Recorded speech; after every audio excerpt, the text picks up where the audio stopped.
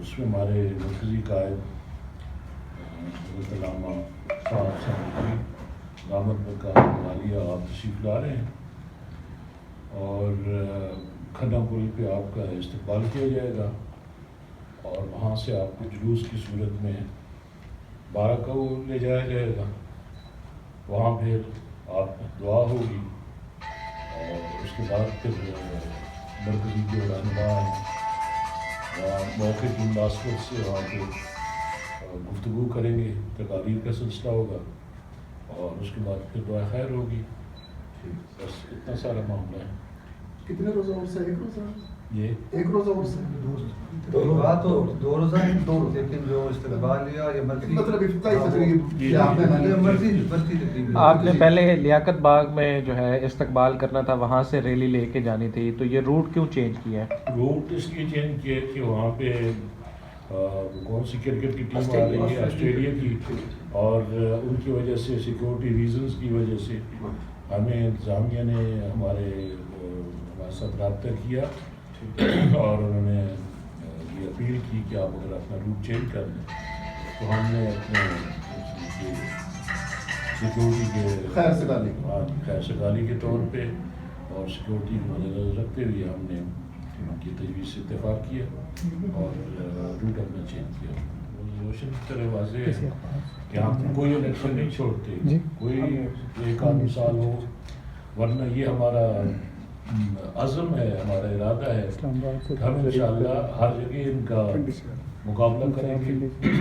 جو موجودہ حکمران ہیں, جو سیاسی پارٹیز ہیں, جنہوں نے 70-72 سال میں لوگوں کو, قوم کو بے وقوف بنایا اور جھوٹے وعدے کیے, قوم سے کبھی سچ نہیں بولے. یہ حقیقت ہے, پوری قوم نے باہر سے لوگوں سے سچ بولیں لیکن اپنی قوم سے کبھی سچ نہیں بولتے, جھوٹ بولتے ہیں اور ہمارا خلاف ہے.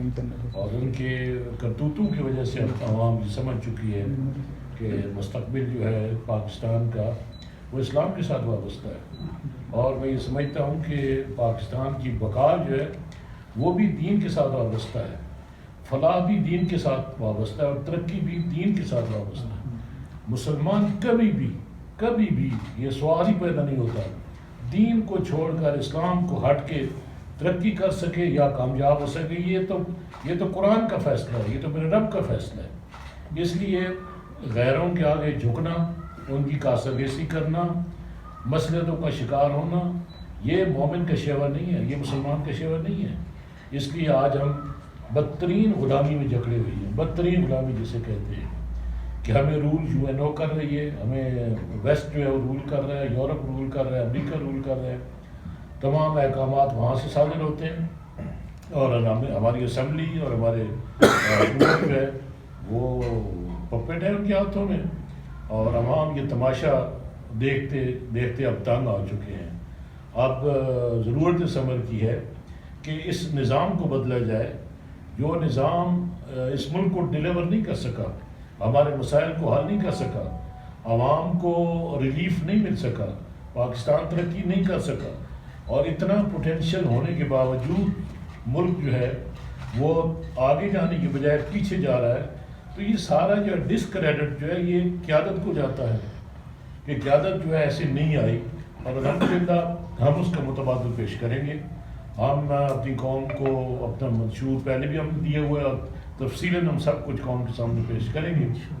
اور یہ نظام جو ہے, جیسے میں پہلے دوستوں سے عرض کر رہا تھا کہ یہ نظام جو ہے یہ ہمیشہ بدماش, گنڈے,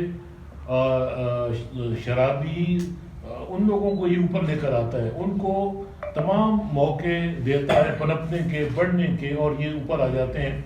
کبھی بھی صالح آدمی, نیک آدمی اوپر نہیں آ سکا ہے. کوئی دینی جماعت آج تک کیوں کامیاب نہیں ہو سکی؟ یہ اس نظام کی وجہ سے ہے. اور اس نظام نے ملک کو یعنی سوائے افلاس کے, غربت کے اور کچھ بھی نہیں دیا. تو جب تک یہ نظام نہ چینج کیا جائے ہم ان لوگوں سے جان نہیں چڑھا سکتے. یہ نظام ان کو پروٹیکٹ کرتا ہے, ان کو ان کے آقا پروٹیکٹ کرتے ہیں. ہم بدترین غلامی کا شکار ہیں.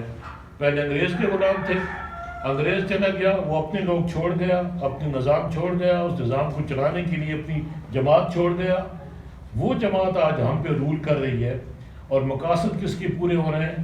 وہ یہود و نصارہ کے پورے ہو رہے ہیں. وہ ویسٹ جو ہے اپنے ان کے جو انٹرسٹ ہیں ان کے لیے یہ سب لوگ کام کر رہے ہیں. اس لیے ہمیں یہ غلامی کی زنجیروں کو توڑنا ہوگا اور ہمیں اپنے دین کو تخت پہ لانا ہوگا اور ہمیں عوام کے لیے اور پاکستان کے نظریے کو جو لے کر ہم نکلے ہیں اب پوری قوم جانتی ہے. میں آپ لوگ گواہ اس چیز کے کہ کسی سیاسی پارٹی کے نہ منشور میں نہ ان کے بیانیے میں نہ انہوں نے کبھی نظریہ پاکستان کی بات کی ہے نہ وہ کرنا چاہتے ہیں. یہ کھلم کھلا صریح انحراف ہے، یعنی جو بیس ہے یا بنیاد ہے پاکستان کی. تو جب نظریہ مٹ جاتا ہے تو قومیں مٹ جاتی ہیں. نظریہ ختم ہو گیا تو پھر باقی کیا رہے گا؟ کچھ بھی نہیں رہے گا. اس لیے اب یہ سیاسی جماعتیں یہ تمام مفاداتی جماعتیں ہیں اور اس وقت واحد جماعت ہے جو تحریک لبیک پاکستان، جو عوام کے لیے، پاکستان کے لیے، اسلام کے لیے میدان عمل میں ہے. ہم ختم نبوت پہ بھی ہم پہرا دے کر ہم نے دکھا دیا ہے، قوم کو دکھا دیا ہے. ناموس رسالت پہ بھی ہم نے پہرا دے کر قوم کو دکھا دیا ہے. اور ہمارا 3-4 سال کا جو ماضی ہے وہ اس بات پہ گواہ ہے. آج تبھی تو قوم جو ہے وہ تحریک کو جہاں بھی جائیں بات لبیک کی ہوتی ہے، ہر گھر میں بات لبیک کی ہوتی ہے، ہر بچہ ہر نوجوان لبیک لبیک کہتا ہوا میدان عمل میں آ چکا ہے. تو اس لیے یہ وقت کی ضرورت بھی ہے، قوم کی آواز بھی ہے اور ہمارے مسائل کا حل بھی ہے کہ ایسی جماعت کو سامنے آنا چاہیے جو حقیقی قیادت ہے. جو اب قیادت ہے یہ پاکستان کی، میں ان کو حقیقی قیادت نہیں کہتا ہوں. حقیقی قیادت وہ ہوگی جو دین کو لے کر آئے گی. حقیقی قیادت وہ ہوگی جو رسول اللہ کے دین کے وارث ہیں. اور جب وارث آ جاتے ہیں تو پھر گھسپیٹ یہ دفع ہو جاتی ہے. اس لیے جب اب علماء آ گئے ہیں تو علماء ہی امامت کے قابل ہیں، قیادت کے قابل ہیں اور انہیں نہیں اس ملک کو رول کرنا ہے. انہوں نے اس ملک کو بنایا تھا، ہمارے آباء و اجداد نے. آج میرے التماس ہے تمام جو پیران اعظام ہیں ان سے، علماء کرام سے، چاہے جس مسلک سے بھی تعلق رکھتے ہیں، اس سے irrespective of any مسلک، any religion، اگر وہ چاہتے ہیں کہ ملک کی فلاح ہو اور عوام کے سکھ کا سانس لے، سب کو تحریک لبیک پاکستان کے بیانیے کو مضبوط کرنا ہوگا، اس کا ساتھ دینا ہوگا اور تبھی ہمارے مسائل کا حل ہوگا.